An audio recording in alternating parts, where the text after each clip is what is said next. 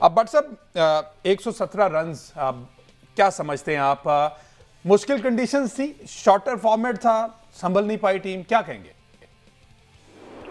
देखिए, पाकिस्तान ने काफी मायूसकुन बैटिंग की है और बैटिंग कंडीशंस तो अच्छी थी।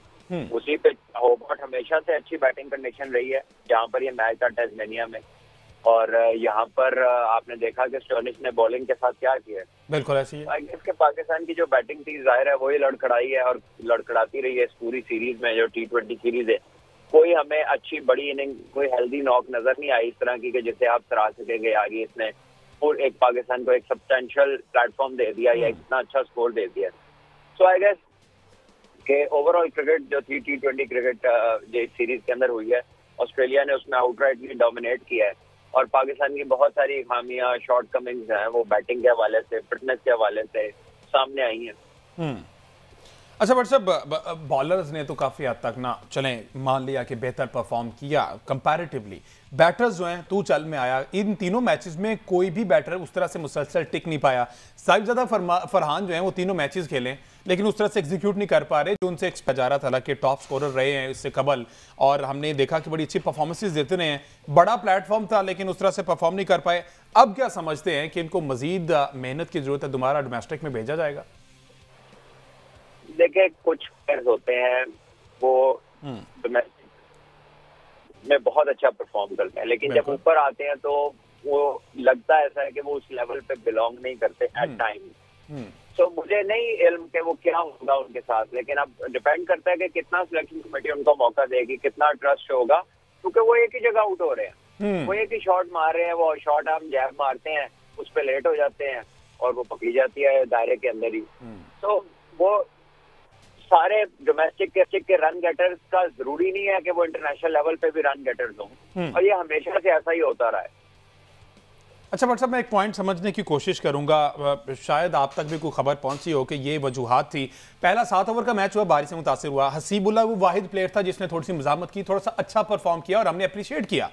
अच्छा, ये इस खिलाड़ी ने पहले में परफॉर्म किया लेकिन दूसरे मैच में इसे ड्रॉप कर दिया गया, तीसरे में फिर ऐड कर लिया और जिस जगह पर पहले मैच में कोई किसी और नंबर पर भेजा, तीसरे मैच में किसी और नंबर पर भेजा और दूसरे मैच में बाहर करने की कोई वजह आपको समझ आई?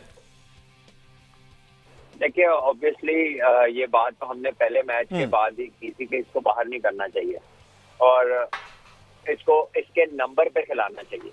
बिल्कुल, क्योंकि ये स्पेशलाइज करता है, top of the order opening batter है, वो दायरे का जाके उठाने की कोशिश करते हैं, एग्रेसिव है, घुमाते हैं दाएं बाएं। वो टेक्निकली बहुत सॉलिड नहीं है लेकिन वो एक एग्रेसिव प्लेयर है। तो आई बिलीव के उसको उसके नंबर पे मौका देना चाहिए था। उसको 7 ओवर का मैच भी जब खिलाया था तो इन्होंने जांदाद को बाहर किया था क्योंकि 7 ओवर का मैच है तो इन्होंने एक बैट्समैन बढ़ा लिया था। सो प्रोबेबली उनका माइंडसेट वही था कि जैसे वनडेज में 4 बॉलरों ने काम किया तो 4 तेज बॉलर ही होने चाहिए, बट ये एक डिफरेंट फॉर्मेट था और इसकी पिचेस भी डिफरेंट थी और आई थिंक पाकिस्तान से गलती हुई है और पाकिस्तान के जो बैटर थे वो भी किसी भी मैच में हाथ कारकर्दगी नहीं दिखा सके। और जब आप बॉलिंग की बात करते हैं, देखिए 7 ओवर में अगर आप 90 रन खाएंगे तो मतलब मुश्किल ही है ना कि आप चेज कर सकें, नोइंग कि आपकी बैटिंग की वो स्ट्रेंथ नहीं है। इसी तरह फिर आज के मैच में भी देखिए कि मैच 2 विकेट लेने के बाद मैच तो उन्होंने आनन फानन खत्म किया है। कहीं आपको लगा कि बॉलिंग में रेजिस्टेंस आई है? बिल्कुल भी नहीं। और जो उन्होंने शाहीन शाह अफरीदी का जो हाल किया वो हम सब ने देखा, उस पर भी कुछ जो स्टैट्स हम से जानने की कोशिश करेंगे। अच्छा, राजा असद साहब ने भी ज्वाइन कर लिया। अस्सलाम वालेकुम राजा साहब। वालेकुम सलाम हमजा। राजा साहब, ये क्या सूरत हाल चल रही है? पहले तो मुझे ये बताए ना, जो उस्मान खान से मैं आपसे जानना चाहूँगा। उस्मान खान वो सारी कश्तियाँ जलाकर यहाँ पर पहुँचे लेकिन अपने साथ वो इंसाफ नहीं कर रहे, क्या समझते हैं, ठीक कह रहे हैं?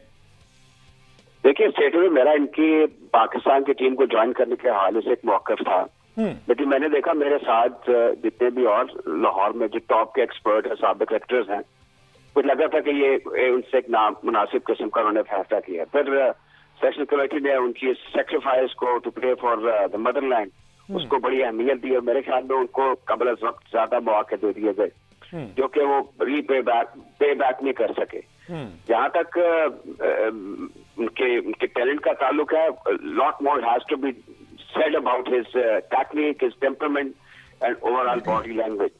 हमें आप जानते हैं कि बैटिंग के शुरू से ही इश्यूज रहे और फिर एक और चीज है कि अब ये बात साबित हो गई है, अगर मुझे कोई ये कहे कि रिजवान या बाबर आजम टीम को बेहतर तरीके से सिलेक्ट कर सकते हैं, चला सकते हैं या एडवाइस कर सकते हैं, तो मैं ये कहूंगा जो लोग बाहर बैठे हुए हैं या खासतौर पर पाकिस्तान में आकिब जावेद बैठे हुए हैं या सलमान बट बैठे हुए हैं, जो मुतहरिक लोग एक्टिवली जो इस वक्त क्रिकेट एडमिनिस्ट्रेशन में और सिलेक्शन के प्रोसेस में इन्वॉल्व हैं, वो उनसे बेहतर जानते हैं। अब देखें, ये दूसरा मैच प्लेट में रख के उन्होंने दे दिया। कप्तान का जरा माइंड सेट देखिए रिजवान का, वो ये कह रहे हैं कि क्या ड्रॉप किए और कितने कम आप स्कोर चाहते हैं, क्या प्लेट में रख के क्या मुंह में भी डाल दिया जाए मैच आपके, ऐसा नहीं होता। ये सारी सूरत हाल जो है जिसमें आपने देख लिया, एक तो हमें अब प्लेयर्स को ये बावर कराना पड़ेगा कि क्रिकेट में हमें वैसे जो मारूजी हालात हैं वो उसमें हमें कितने चैलेंजेस हैं। ये ज्यादा पढ़े लिखे नहीं हैं और ये स्टडी भी नहीं करते, ना किसी पढ़े लिखे क्रिकेटर के पास ये बैठते हैं। क्रिकेटर बहुत बहुत अच्छे हैं, उनसे ये सबक हासिल कर सकते हैं जो उन्होंने देखा है। अब ज्यादा हो गए उनके बात से इस्तेफादा करें, वो भी नहीं करते। और जो लगता है कि हम इर्द गिर्द के जो बड़े पिछड़े हुए मुल्क थे, श्रीलंका, अफगानिस्तान और हिंदुस्तान, उनसे कहीं पीछे रह गए इस दौर में भी।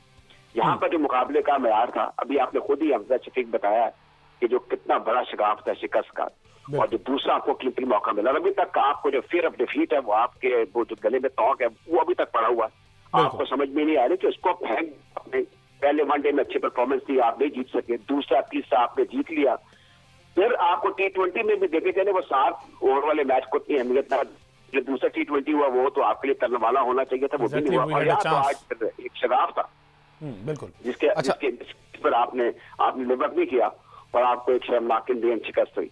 बिल्कुल ठीक है। राज साहब, थोड़े से दादो शुमार भी जान लेते हैं अहमद सईद से कि इस सीरीज में क्या खोया क्या पाया।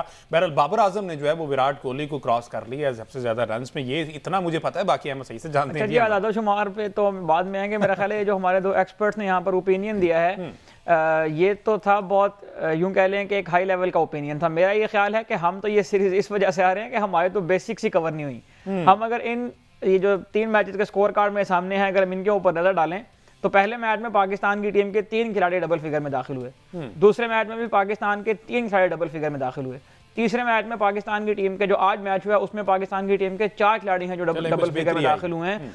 तो देखें, जो लोग ये कह रहे हैं कि बाबर को निकाल दें, रिजवान को निकाल दें, तो फिर मुझे वो इस बात का जवाब दें कि 20 ओवर कौन खेलेगा। पाकिस्तान की टीम 7 ओवर के मैच में उतरी, 9 खिलाड़ी आउट हुए। पाकिस्तान की टीम दूसरे मैच में मैदान में उतरी, ऑल आउट हुई। पाकिस्तान की टीम तीसरे मैच में मैदान में उतरी, ऑल आउट हुई। तो आप अगर 20 ओवर ही पूरे नहीं खेलेंगे, 50 ओवर के मैच में भी हमने तकरीबन ये सिचुएशन देखी थी कि पाकिस्तान को जब बैटिंग करनी पड़ती है तो पाकिस्तान से 50 ओवर नहीं खेले जाते। तो यहाँ तो प्रॉब्लम यह है कि बेसिक्स ही कवर नहीं है। बेसिक्स कवर होंगी तो उसके बाद हम ये जो एक्सपर्ट ओपिनियन आ रहे हैं उनके ऊपर बात करने की कोशिश करेंगे। प्रॉब्लम यह है कि अब बाबर आजम की आपने अगर बात की है तो मतलब एक इंतहाई अफसोसनाक किस्म का जो है ना मामला इस वक्त बाबर आजम के हवाले से सोशल मीडिया के ऊपर भी चल रहा है, और जहां उनकी परफॉर्मेंस में हल्का सा डिप आना शुरू होता है।